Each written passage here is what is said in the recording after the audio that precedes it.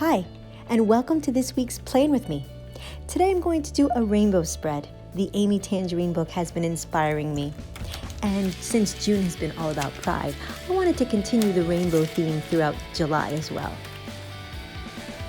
So I'm going to try something different this time. I'm going to sketch out my plan. I'm going to sketch out the classic vertical, and I'm going to see what would work with the rainbows. I'm not really sure where I'm going to put them, and I want to just try different things before I put my stickers down, since I love these stickers so much. I couldn't wait to do this spread, so I just want them to be exactly how I want it, how I envision it in my head. So I'm drawing out my little rainbows, and I'm imagining a cluster of them on the bottom. There was a child in my classroom that had a shirt with a whole bunch of different rainbows on it clustered together, and I thought, wow, that would look so good on a spread. So that's what I was trying to do, to replicate. So here are my stickers, and I'm still not satisfied, so what I'm going to try to do is cut them out and place them randomly on the page, and so I'm able to move them around.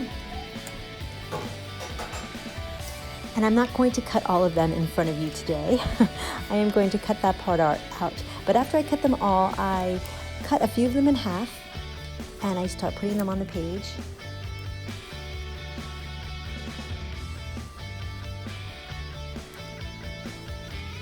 And I'm moving them around, trying to figure out where they look best.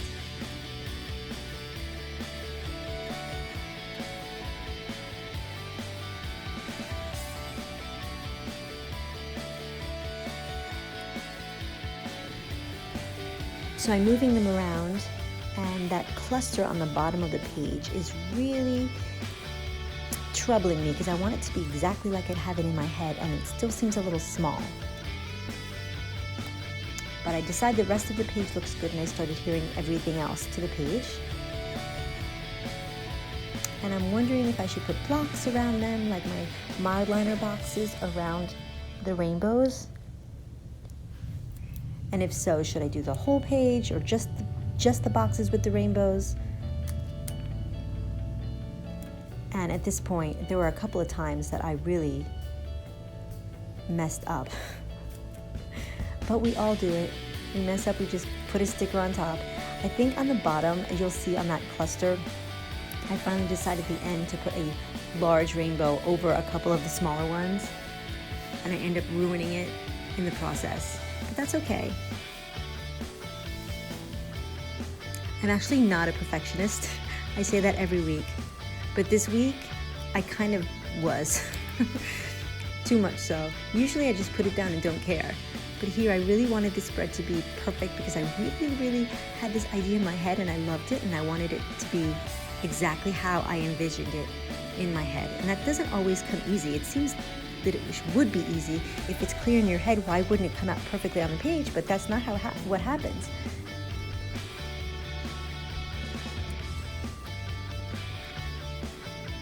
So here I am finally finishing that cluster on the bottom. And that's really when I take a step back and rethink everything. And again, I change my mind.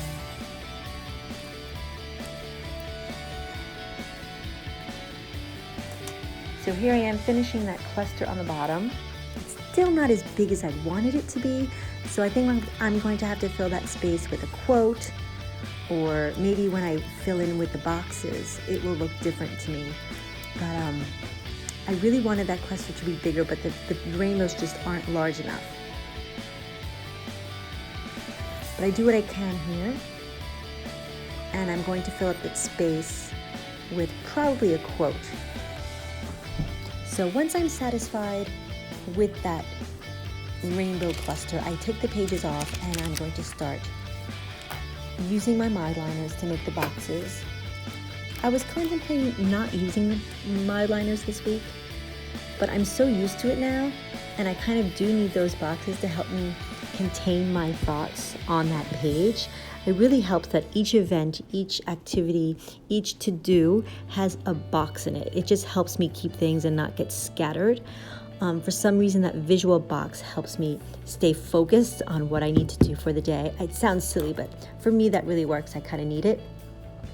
I was only going to put the boxes over the boxes that had rainbows, but I decided against it, that I was going to do my usual boxes for the whole thing. Because for me, as pretty as I think it is, it still does need to serve a purpose for me. And as I write these boxes in, I'm thinking I know exactly what I'm going to put into each one. Usually, I mean, I'll leave one or two free for to do and things that come up. But I know Tuesday there's a dentist appointment, so there's a box for that. And then I'm working on Monday late, so I know there's a box for that. And the trash day has a box. Everything has a box.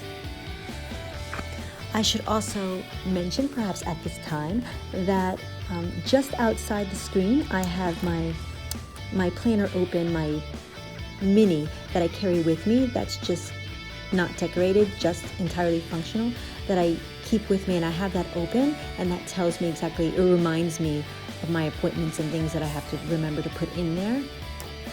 So it's not like I know all that at the top of my head, because if I did, I wouldn't need a planner. So I'm loving the way that these mod liners really bring out the colors of the rainbows, and so it fills up the page. So I was feeling before that the page was a little empty. And I'm not going to do the whole spread with boxes, because I do want to leave open spaces for different quotes and different stickers. I'm not really sure what stickers I'm going to use yet, but I did put in, I did collect a couple of stickers that I thought might be good in this spread. And I set them aside on an empty sticker sheet. So I'm finishing up the weekend with a purple. One thing about these mod liners is that when you are using them, you really should be on a perfectly flat surface. If you're doing this with another over your planner and there happens to be a sticker on the page below it, it will ruin the line. You'll see a difference in the shade. So that's why, another reason why I really do have to take them out of the planner when I do this part and keep it on a super flat surface. Like, make sure there's no, like, even if there's an eraser mark, those little bits of eraser, it will ruin the line. So I have to make sure it's perfectly smooth and flat. So here are my last set of boxes.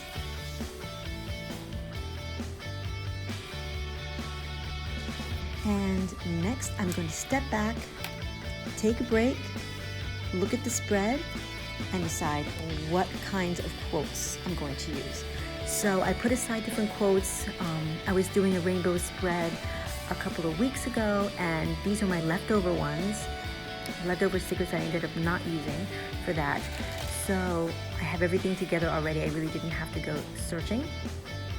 So that yellow quote, I think, goes perfectly in the center with the yellow. And I really like this dream catcher quote, but I think I decided it was not going to fit on the bottom with the rainbows. And this is where I'm hemming and hawing, which should go where. The little quote fits perfectly with the purple. I don't really even care what the quotes say. It's just the colors. I want the colors to match. I also found some cute little arrows that go nicely with them. So I really like that purple, how it matches. And then I pick out, what do I pick out?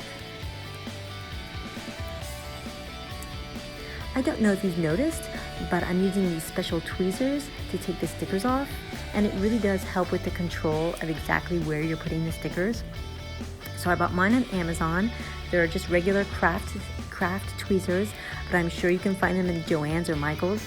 It really does make a difference. My friend Elise of Playing with Elise convinced me to get them, and it really is a game changer, and I'm super excited to use them.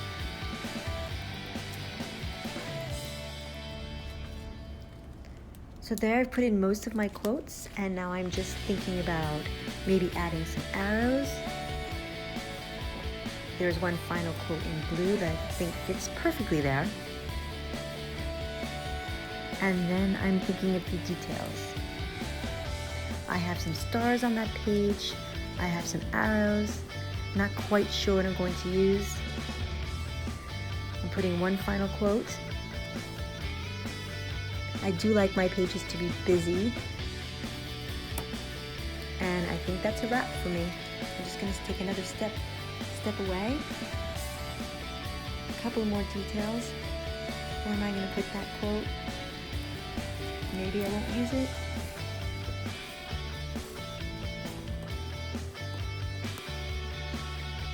And it looks like that's a wrap. Thanks for watching. Until next week.